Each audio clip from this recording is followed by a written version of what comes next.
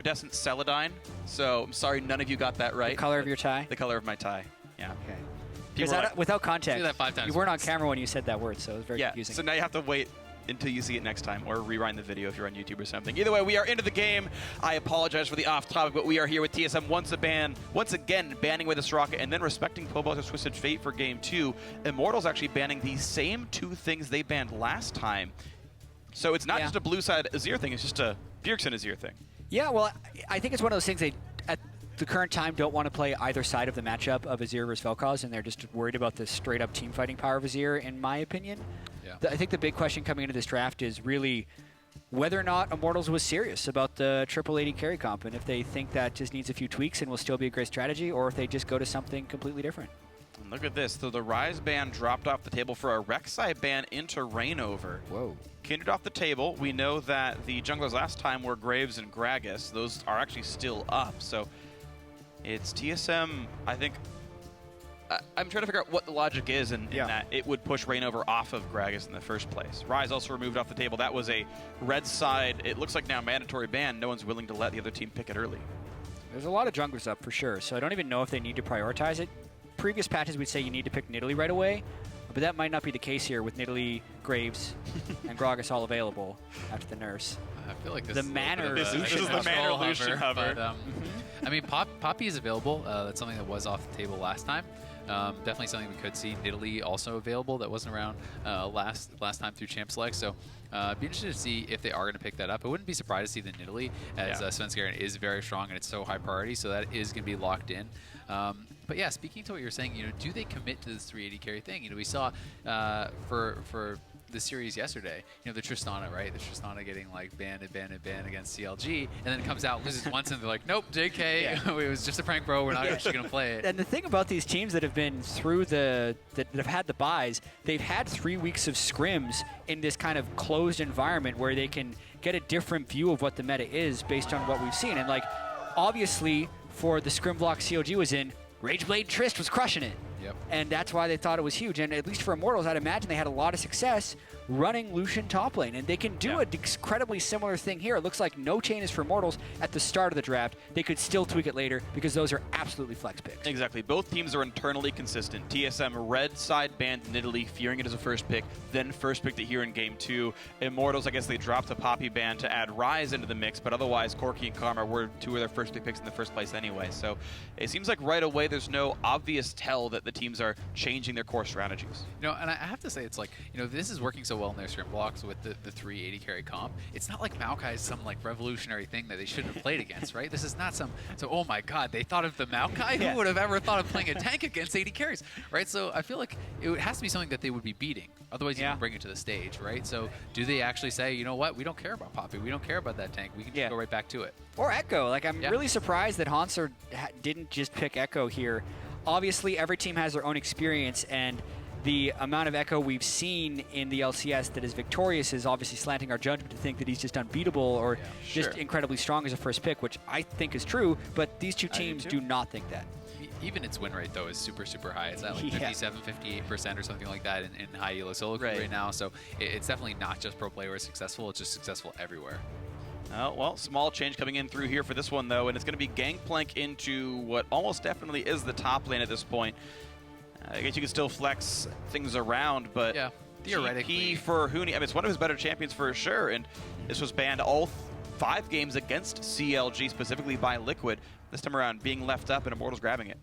Yeah, I mean, I want to say it's for sure top lane, but after the last game, you never really know. It's possible that it could be AD, Corki, support, Karma, right? Yeah. So there is still that possibility. And after you see something that wacky from TSM side, they have to keep that in mind, right? It is theoretically possible. They could still even run Graves in the top lane and have their composition still make sense. Right. And they'd have a good mix of magic and physical damage, too. So this is one thing that Immortals has definitely done is they're flex picking more than anyone else. Like, these champions, especially when they're showing that they're willing to throw a traditional marksman in the top lane, makes them impossible to counterpick, which for TSM kind of just means they do standard stuff. If they lock into Zed, they're open to a lot of flex picking that Immortals could throw at them. Okay, Zed, Alistar, semi-blind pick in the mid lane. They can still pick whatever that they want. It's going to be Oh, the Urgot. Instant lock Urgot. And For the Urgot young POB. is fantastic against Zed. This is something that King used to play, and I've seen other people play this as well.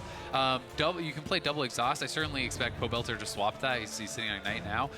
But this is a hard counter pick. This is something that absolutely smashes Zed, or should, assuming equal play. And recently, Urgot got something he hasn't received in a while. He got a buff. So when he uses his ultimate, he actually gets to Terrify with when he flies into the rest of the team, which will be really important if they can Terrify someone into a Gangplank ultimate or a Gangplank barrel or something crazy. Sure. Like, this pick is actually arguably stronger than it was last year when it could be used as a counter pick. Yeah. And that's the value of all this flex picking, right? You normally don't pick a Zed blind, but he's thinking, okay, Corki or Karma, I can handle either one of those, but no, they're going to swap it around on you, and they do. And it's interesting, too, because both these teams picked blue side for all their options. They wanted to get the first pick power, but we're seeing the last pick actually be pretty valuable. The Maokai, though not revolutionary, came in and kind of broke apart the composition. Now the Urgot coming in. That's one of the benefits of being in the playoffs. You can prep for your opponent. They know Zed is a big champion for Bjergsen. The Urgot's ready. We'll see if Pobelter can play it well. And now as we get ourselves into the game, you guys at home should tweet @LOL Esports with hashtag IMT win or hashtag TSM win for which team you think is going to take this one down. The Urgot counter to the Zed. It's back. It's like it's 2014 all over again. And Pobelter could be very happy to play this one out here as we get ourselves out of pick and bans and into game 2. Against many expectations, TSM took game 1, but maybe it gets bounced back. Yeah, and some of our questions have been answered here. Obviously, Immortals has done some tweaking to their champion select. They're not about all triple marksmen. Here they do have Huni on a physical damage carry, and really the counter pick is the coolest part of this champ select, I'd say. Yeah. Urgot. Anytime Urgot's in, it's the coolest part of champ select. Doesn't matter where it is. Yeah, and honestly, I really like Immortals draft. I think it was super intelligent the way they do keep all these flexes open, and I'm pretty excited to see how it works out for him. We'll see how it plays out here in this one. Bjergsen says that Pobelter is always in the right place at the right time. I think Pobelter just always does a good job at just being at every single fight that Immortals takes. He always moves really fast. He's always paying good attention to wherever they're fighting and what kind of play they're making, which means that Immortals is just always there first. They just always have one more person for each fight. So you always have to watch out whenever they're picking fights around the map. Well, we'll see. If it's one more person, it means Bjergsen's not there, and I trust that he's one of the most active players as well in League of Legends. So we'll see how that roaming situation comes in. Bjergsen will probably be a dedicated split pusher, and you have to wonder which lane he'll be able to split against. Gangplank probably not too hard, but Urgot will be almost impossible. Yeah, this is also the first Urgot we've seen in the 2016 season, not just in NA, but in EU or the LCK or the LPL. Just people haven't been playing Urgot at all. So really, this is a deep pocket pick for Pobelter.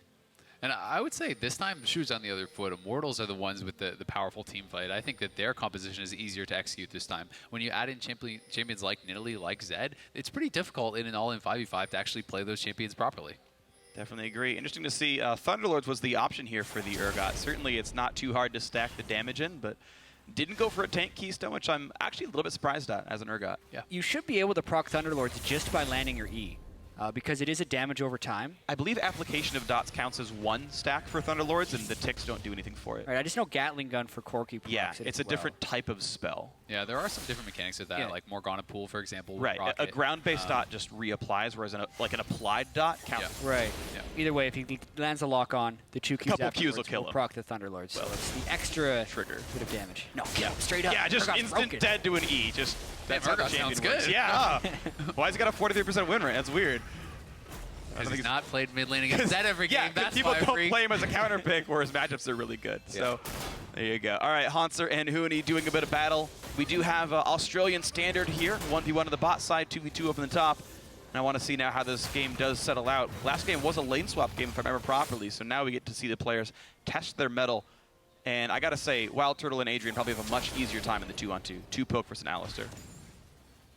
Yep, definitely. But obviously, the Alistar Kalista combo is something that is incredibly powerful.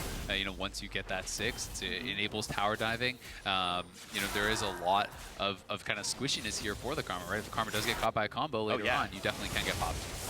I also wonder what type of pressure Immortals is going to want to put on the top lane, knowing they're against a nidalee jungle. And I think so much of this early game could be triggered by Svenskeren versus Reignover and who can get the edge. Last game, Svenskeren was able to take both of Reignover's red buffs in the lane swap situation and stop Reignover from really having a large impact. Nidalee, I've seen have a lot of success when your team actually picks weaker lanes because the nidalee then gets the jungle pressure and bails you out of your weaker lanes. Yep. We just got the Thunderlords applied. Pobelter got E into 2 Qs, and even though Bjergsen tried to run away, still lost a third of his health bar. That'll probably continue to happen so far in this game. Pobelter holding a 3-minute lead. Ooh, yeah, Yellowstar missing the headbutt pulverize. He's got a 13-second cooldown until that Q comes back up. And it means more time for Immortals to try to bully around. They will have a slight CS lead as casters go down. Otherwise, a fairly close 2-on-2, to be honest. I'm a little bit surprised to see Pobelter didn't actually ruin armor, and he did stay with the Ignite.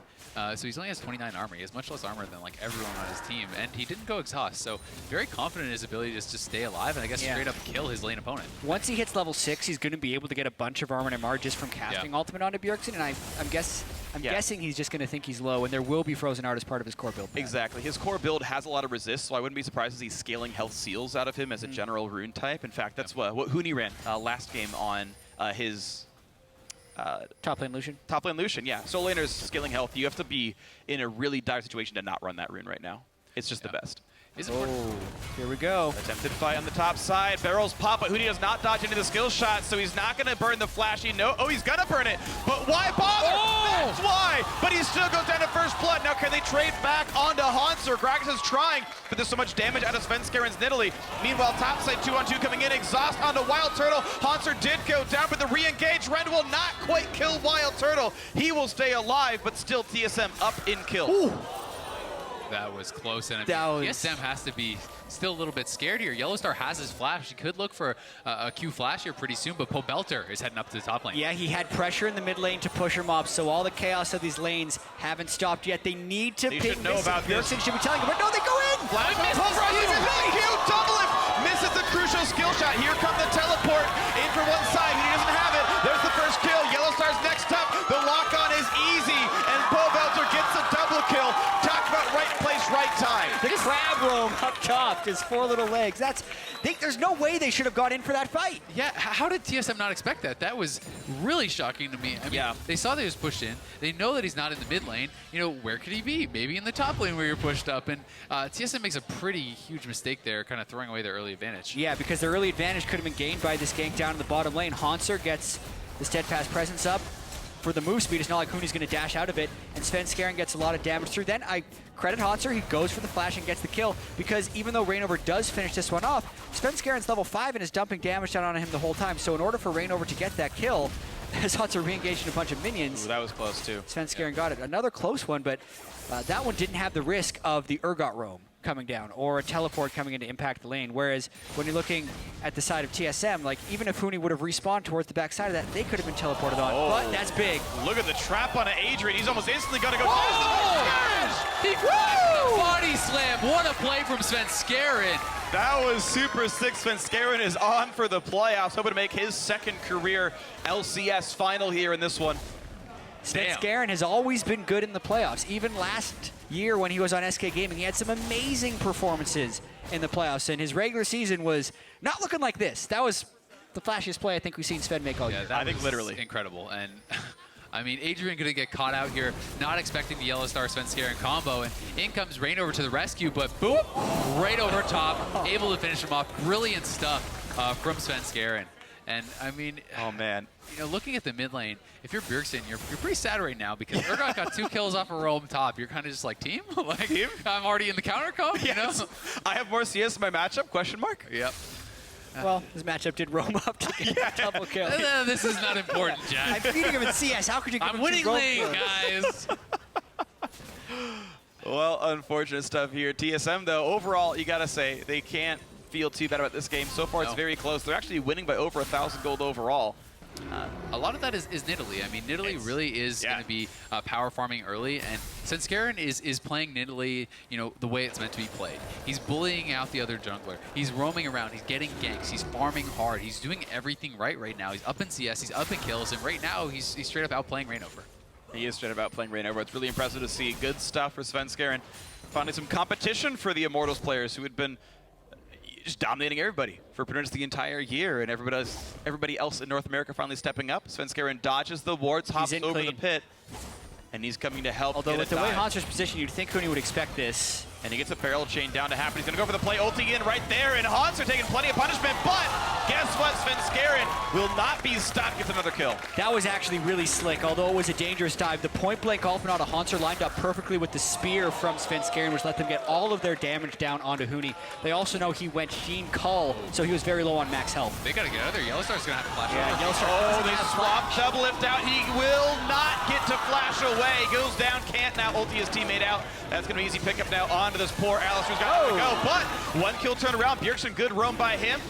Another one for wildturtle. 2 for 1 on the bot side. Favor of Immortals. Yeah, greedy play by the TSM bot lane, though. Just kind of disrespecting Immortals, going in for that blue buff. And here goes Bjergsen. In for the play. Death Mark is on, and that's going to be getting the kill right there. Pop goes the Death Mark.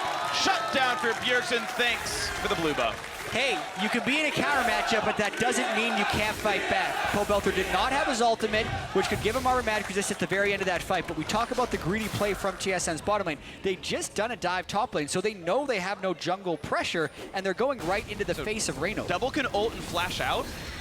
Oh, he has no ult, sorry, but he could have flashed out, but he gets swapped in by Urgot, and He he could has have to flash flashed out and over then the wall. ulted, because he got the ult off right before he died. Yeah. That's where Yellowstar pops out on, so that was the play they were going for the escape, but Pobelter just beat him there by a fraction of a second.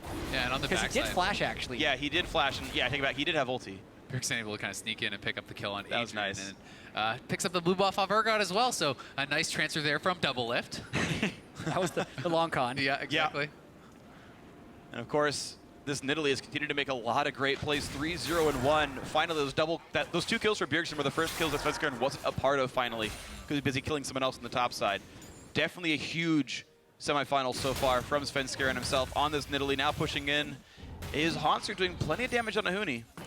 And this is the moment of the game where TSM needs to be punishing Huni. For all of the regular season, Reignover and Huni have been crushing their opponents, but once again here, Svenskeren is ahead of Reignover, so he can't give Huni the jungle attention, so he might not have the chance to scale up on Gangplank here. He's trying with his call, and he's got Reignover behind him, but this is some real aggression from Svenskeren. The knockback is in. Svenskeren is... Oh! What an ultimate from Hauntzer! Pulling Svenskeren out of there. Wow, that gank was looking so ghastly, but Hauntzer turned it around. Beautiful stuff with the TSM top laner to save his teammate. Yeah, overall, not a good play from TSM. They spent a roam by Bjergsen. They didn't get a kill, and they had to expend ultimates. But it's better than it could have been, if not for that great ultimate from Hauntzer. Svenskeren didn't spend his Nice flash. play. Worth. Yeah. Up summoner spells, Yep. easy. Got the flash, boys. Uh-oh, here we go. Here's Hauntzer. Onto the bot side, onto Adrian. Bit of slow coming out from Hauntzer. Yellowstar on the wings, doesn't go in for the play just yet. wildturtle. Valkyrie's pretty well. Heaven Pulverize does land at Adrian, but did he really have the damage? A Montread Inspire Shield comes out. They're pretty defiant here in this one. Yellowstar. He's just way too far ahead. I mean, no one was going to be able to follow up on that. But here Svenskeren comes can. Svenskeren. Plays the Keep long con. adding another person to the gank. Javelin on a wildturtle, has to flash and does get away. Doesn't take any damage, but now onto the backside. Ooh, Reignover did not need to be there. He turned around, ran into 4, and dived for it. Yeah, Reignover, wrong place, wrong time. I mean, he just kind of walked in and killed himself there, and he's looking like a little bit out of sorts this game. Yeah, he is not looking good. He's so rarely in a position where he's behind the enemy jungler that I think it's very hard to adjust your play style to playing from behind. It's a much different mindset, especially on Gragas. But Svenskeren is 3 levels ahead of Reignover in this game. That's insane. There was only one game I could think of this entire season where Reignover actually did not look good, and I think that was the Rumble game. The one game he pulled out Rumble, and then he was like, nope, never again. Yeah. Well, Gragas is one of his core champions, so he needs to be able to do that well here. This play was a canceled teleport from Huni because he would have been right in the face of wildturtle. And this was, Yellowstar. This should have worked. This should be the end of it. This should be it. And Yellowstar is way ahead on the play. He burns a lot of stuff here. And Reignover is coming down to stop them, plus they have a pink ward. So I guess wildturtle and Adrian think they can stick around for farm. But then a really fed nidalee comes around the backside and crucially lands a long-range spear onto wildturtle, which threatens with a whole bunch of damage. But like you say, what is Reignover doing there? There's still 3 other people down there by the turret. He could have just backed away. No kills would have happened, and they would have been fine. And I mean, it just puts Svenskeren even further ahead. He's just been bullying him out of the lead, even stealing away the Wraith. So, I mean, Svenskeren is on fire right now. He's picking up right where he left off in the quarterfinals against C9. Right. It's just, this is not the Svenskeren we had seen for the rest of 2016, but apparently the month of April is the month of TSM doing well in playoffs now. 7 and 5, up 3,000 gold, and who would have guessed it against Immortals? That's happening right now. Reignover and Huni, the big all-stars of this roster, looking at another 2-on-2. Yellowstar now up as well. It's a 3-on-2 on this one. Explosive cast separates, but Huni taking a lot of damage. Shield comes in, and a dodge shot, but another ulti in for Hauntzer. Adrian will land the root, but he's going to get attacked by this nidalee. Wildcats on the loose. Svenskeren now forced to run away. A big shield into Gragas does not find a way in. Does the Strength of the Ages mastery, does that actually show? Because he actually, Yeah. that gave it away then. He was sitting in Yes. the bush with no ward. Poppy actually killed the cannon, and the Strength of the Ages mastery kind of showed that little green As the zip heal or whatever. Yeah. dipped towards him. Healing Yeah. an Aegis teammate. Yeah, it does. Not the luckiest play, but even so, the focus. Oh, Smited. Reignover gets right that over. one. All right, well now That's not a mana. Svenskeren, yeah, he's taking some damage, and he was literally on fire after that one, but able to walk away with his pride and some safety because Doublelift is now soloing the blue buff on the bot side, and it's the second time in a row Doublelift has taken that away from Immortals. This time maybe not an elongated buff transfer to Bjergsen. Still a solid game by TSM, who have continued to look just very impressive. Game 1 has snowballed away pretty fast, and it was some good stuff by Immortals. This time around, it's just TSM in control. Yeah, I think this game is also interesting because this time TSM is more of the team that wants to snowball ahead early, whereas Immortals is going to want to scale up for Gangplank to actually have items, finish his call, have more impactful barrels and fights, and Pobelter will want to get the armor so he can be a shutdown champion for Zed. But now it's TSM's opportunity to try and take an early lead and snowball it to victory. Svenskeren is really putting as much pressure as possible, deep ward control in here, as well as trap control because he doesn't have a sightstone, and they get that top lane turret that gives them a true turret to 0 advantage. Yeah, and I mean, I do think Immortals definitely has that better scaling comp, but I will say as a caveat, it's not even nearly as extreme as last game, right? Yeah. This is not like a hard timer. It's just a higher execution barrier for TSM in late game. Definitely agree, and so far they've been executing pretty damn well, especially when you got a Zed. Execution is practically in his name, so we'll see how much more TSM can do as they continue to look super dominant. 4,500 gold is their lead at 15.5 minutes in. Definitely a sizable advantage for the blue team here, looking to maybe go 2-0 up in the semifinal series and face their destiny of CLG in the finals. They can make it happen. Yeah, I mean, nidalee is a disgusting amount ahead. He's basically an entire Rylai's ahead of his opponent, Yeah. which is just ridiculous. Like, you don't see that kind of a gold lead. No, it is 2,600 gold, Ouch. 16 minutes into the game. Yeah. So, yeah, that's over half of TSM's overall advantage to Immortals, which is a blessing and a curse. It means he's that much stronger than everyone else, but if he mispositions and gets blown up by all the displacements that Immortals could throw at him, like the Gragas ult and an Urgot ultimate, all of TSM's lead could go out the window very quickly in that fight in particular. As of now, though, we have no reason to believe he's going to be making that mistake. He's been playing out of his mind. Yeah, and I think that's also why you go Rylai's. You know, why you get to the HE, but Oh my Bjergsen going God. for the all-in. All right, we're going to go for the counter-attack right here. Pobelter putting in the big shield, and he will not net a death mark. But now there's a nidalee, and that's going to be Svenskeren saying, thank you very much for the gold. Danish power, he and Bjergsen take down the kill onto Pobelter.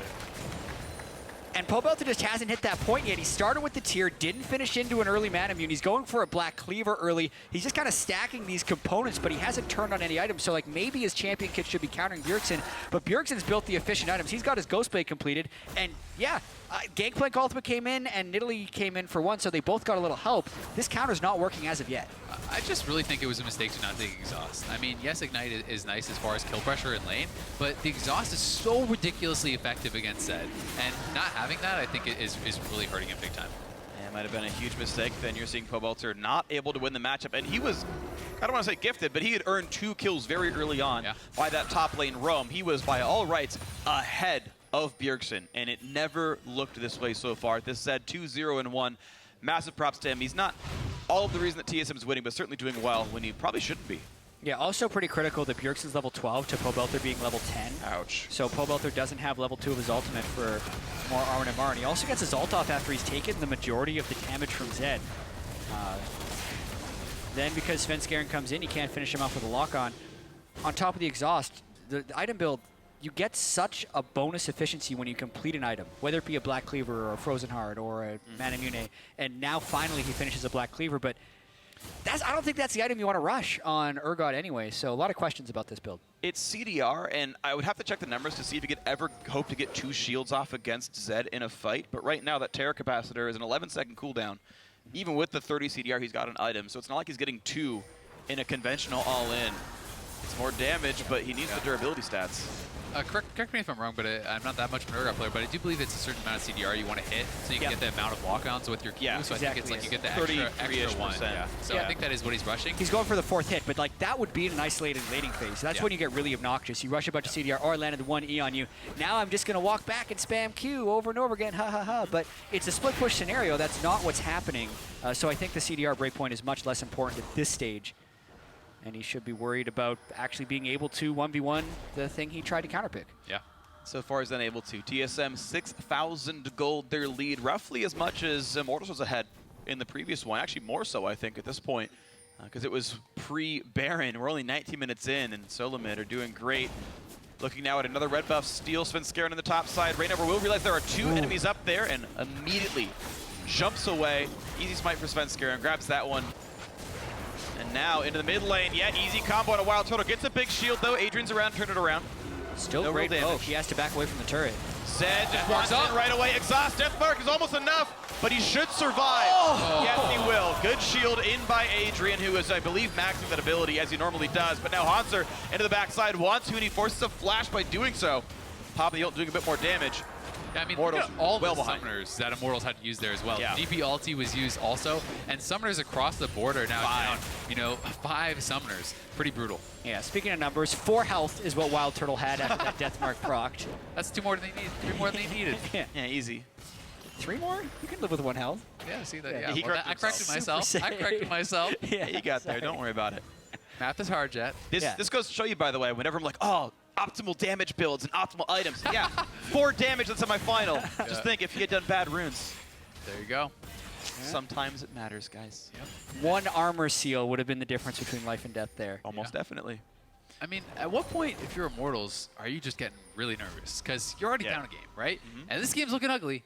And that's something that really does go into mentality. I mean, Of course. Doublelift was saying, oh, we're going to tilt him, right? And yeah, he's joking around, but at the same time, it's a lot of added pressure. You start to feel like, oh, crap, we lose this one. We're 1 game from elimination. We're down 2-0. And it really does add a lot more. Yeah, 17-1 regular season, and they're running the risk of losing 2 games in a row in the playoffs. Like, that's just not something this team has had to come back from. It's not like these players haven't had a bunch of experience. I mean, Huni and Reignover played to Game 5 in a European LCS final in both splits and came out victorious, so they know how to fight through a series. Pobelter fought through all the years of promotion tournaments. Like, he knows pressure. Like, those promotion tournaments are arguably more pressure than some of these NLCS semifinals. So, like, the players themselves can do it, but as a team, as a unit, as this year with these champions and this combination, they haven't had to come back from that. And this game, like you say, is not looking good. Yeah. This could very well be a 2-0 series for TSM if they can get the split push going with Zed. And I mean, on the other side of things, TSM has got to be riding such a high. 3 straight wins to finish off C9, and now they're looking to win 2 in a row, 5 straight playoff wins potentially if they can finish this out. And that's just such a boost of confidence. You can see the stat right up there, 12 buffs. The total number of buffs were taken away by enemy teams in their entire 18-game season, and it's 7 so far in this game and a half. 5 of them in this game alone. So that's the level of counter I think that was regular season versus playoffs. Svenskeren is putting in. Yeah, exactly. Well, 18 regular season 5 games. This game. Sorry. 18 regular season games, 12 buffs were stolen, 2 playoff games. Right. 7. So it just goes to show the level of jungle pressure that Svenskeren and the rest of TSM are putting on to Reignover and Immortals here. And it's huge. This is a matchup that is super massive here. And, talking about players who needed to step up, Svenskeren was definitely one of them. TSM went to grab top talent. That was the sort of drafting goal this season, is let's grab the players from around the world who are the very best. Yellowstar, who shot called to every EU LCS final actually ever. Yeah. Right? Let's grab Svenskeren. Went to Worlds, had maybe a not great team supporting him in SK in the last year, and jumps into TSM, wants to get back into form. Find a good replacement for Dyrus in the top lane. Hauntzer, one of the great up-and-comers here in North America. Yet and at it's the same finally time, working. all year, they've also felt like this somewhat fragile team. Like, no communication, one mistake, and everything falls apart. They throw these 10,000 gold leads. But at least in the Cloud9 series and so far in this one, it feels like they're solving some of those communication issues. Everyone has trusted each other, And a lot of credit can be given to Weldon, their sports psychologist, but really, that's just in unlocking the players to reach their potential. You can't just have good psychology and suddenly a gold player is an LCS champion. Like, these guys are really playing for themselves, and they're doing very well so far in these first 2 games. And so much credit needs to go to Svenskeren. I mean, he's 4,000 gold up over Reignover now. He has a completed Zonias. Absolutely a monster this game. And, I mean, this is a guy who was kind of nowhere to be seen throughout most of the regular season, and he has just completely turned on in the playoffs. And, you know, when you're looking at players that step up, people were saying, oh, you know, Bjergsen's got to go big, Doublelift's got to go big, right? And a lot of people aren't really talking about Svenskeren as the guy who could potentially be carrying them. Right, he's like, yeah, you're the dead weight. Everyone else try to carry it. Instead, he's the one doing all the heavy lifting. Because quite honestly, it's just assumed that he's going to lose to Reignover. Yeah. Everyone is just like, oh yeah, Reignover is the best. He is actually amazing because he has been throughout the regular season. But here they banned away his Rek'Sai. They first picked the nidalee. His Gragas is okay, but it's a losing jungle matchup just based on the champions. And TSM is putting Svenskeren in a situation to succeed. But with all that being said, it's 8,000 gold. Immortals does have a slight scaling advantage, and they're still yet to crack an inhibitor turret. This series has still got a lot of games to play. Does still at least have a game and a half to go. TSM, let's see how their assignments go. Bjergsen up to the top side. Black Cleaver and a Youmuu's Ghostblade done. The core Zed build is in effect, and he's going to go right away onto this fight in the top side. He wants Huni in the death box to do it. Whoa. The solo kill thanks to Ignite and everything else. The final Q adding just enough damage. He gets the flash and the kill. That is brutal for Huni. Yeah, and he goes back to complete his Infinity Edge. So if that happens again, there's nothing that's going to keep Huni alive. Yep. It's a tricky situation of playing all these squishy top laners, and if he's ever isolated against Bjergsen, it's going to happen again. Well, Immortals look for the play. They get the knockback in on the Svenskeren, who flashes over to the right-hand side, but Adrian still tracks and gets through, but in comes Yellowstar, and he's going to kill a support right back into it. Adrian is gone. 2 kills in a row now for TSM as they keep pushing forward. Bjergsen is in once again, and he picks up Reignover. 3 in a row now for TSM. It's going from bad to worse for Immortals. They try to force a play while down their top laners, so not a good strategic call. They needed to be in defense mode, and that could very well lead to Baron. Huni's going to try something, though. He's TPing in here. He's got to poke him out. He knows this could be the game if he has they lose this ultimate Baron. and barrels, so there's a chance he gets something crazy, but they just have to hit the barrels. First barrel chain doesn't work. Second barrel chain doesn't work. Ultimate maybe. I've seen Gangplank ultimate steal Baron before. Pobelter's around. There's the knockback in. There's the first kill as well as the first Baron. And Pobelter doesn't even need to be here. wildturtle looked the play, didn't get it, didn't get the pick off. And never mind me, that Gangplank ultimate's on cooldown for another 40 seconds, so that was really ambitious of Immortals to think they could stop that Baron, and it just puts them farther in a hole. I mean, honestly, I don't think they could. They did think they could stop it. I think it's just one of those desperation plays. They knew they needed to try something. They're too far behind. They couldn't give up a free Baron, and this is the play that led to it. Yeah, I mean, Reignover gets a body slam onto Svenskeren, and they think they were trying to chain it into an Urgot ultimate, but they can't get the isolation, and then the counter engage from TSM is just way too strong. Remember, it's going to be a 4v5 as Bjergsen comes around the back and picks up some easy kills. And Red Smite means nothing, just gets the damage down regardless. And this is really just incredible stuff by TSM. The individual picks by Bjergsen, the rest of the team collapsing so rapidly and finding more and more kills here. Doublelift, Hauntzer and co on point, chopping down these barrels before Huni can get any combos off, and there's really nothing coming out of Immortals. I mean, Huni is 0-4-0 this game. He's just been absolutely crushed so far. Yeah, it just has not been going the way we all expected. It's Svenskeren putting on the pressure, putting Huni behind, and Hauntzer more than holding his own here as TSM looks to extend their lead and take the first inhibitor turret. It's going to go down, and now Reignover's coming. All by himself. Just no one to follow up. Picked off. Immortals just not in the right place, the right time at all anymore. Had looked pretty good at the beginning with the double kill for Pobelter, but that all stopped going well rapidly. Mid inhib is down now to the bot lane inhibitor turret itself. This could be the game. I don't know if they're going to stop. They're up 14, 15K, and they are pushing. Well, double inhibs, but they are going to back out for this one. Reignover respawns in 25 seconds. The TSM, they're going to reset one more time, buy the items, and go for what is likely to be a game-winning push in a sub-30-minute Game 2 victory over Immortals. Yeah, I mean, going to play it safe, recall, and no real reason to risk it. No. They are just completely dominating this game, though. More and more completed items coming in for TSM. It just seems like every time Svenskeren bases, he just buys a full item. Now he has a why not? Yeah, I mean, he's the only one who doesn't have a QSS who might need it, so that would be like a minor thing, but he can still pop a Zonias after he gets in from Pobelter. But the one way that IMT gets a surprise initiation, Bjergsen and Doublelift can stop that.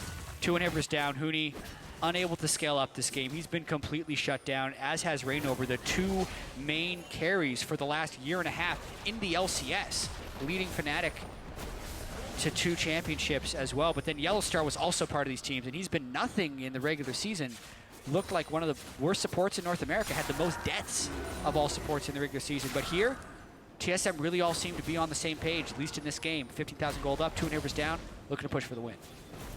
Let's see if they can find it. Here we go. Top lane inhibitor, the last one left available, maximizing fantasy points and knocking all these turrets down.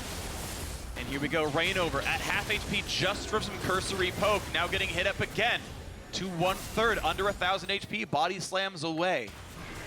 And Immortals has to look to fight. I mean, you can't give up a 3rd inhibitor and expect to stay in this game. They need to look for something, but TSM knows it, and they're playing intelligently around there. Here goes Bjergsen. Into the back line, Huni nearly dies for that one. Eats an He does die! Still goes down! Bjergsen, the solo kill under the Nexus turrets. And that unlocks the rest of the base. He went back and built the Infinity Edge. He started on a longsword. He's not changing his max health pool. Bjergsen's gonna kill him. And he does so. Now into the top side goes the team, the knock-in, and there's a kill picked up, a godlike Svenskeren. Would it be any other way? In goes Bjergsen. Thunderlord's triggers make that the ace. The final kill picked up for Doublelift. Looking for a 2nd straight finals appearance on a different team. 2-0 to start for TSM. And what is happening? We're 1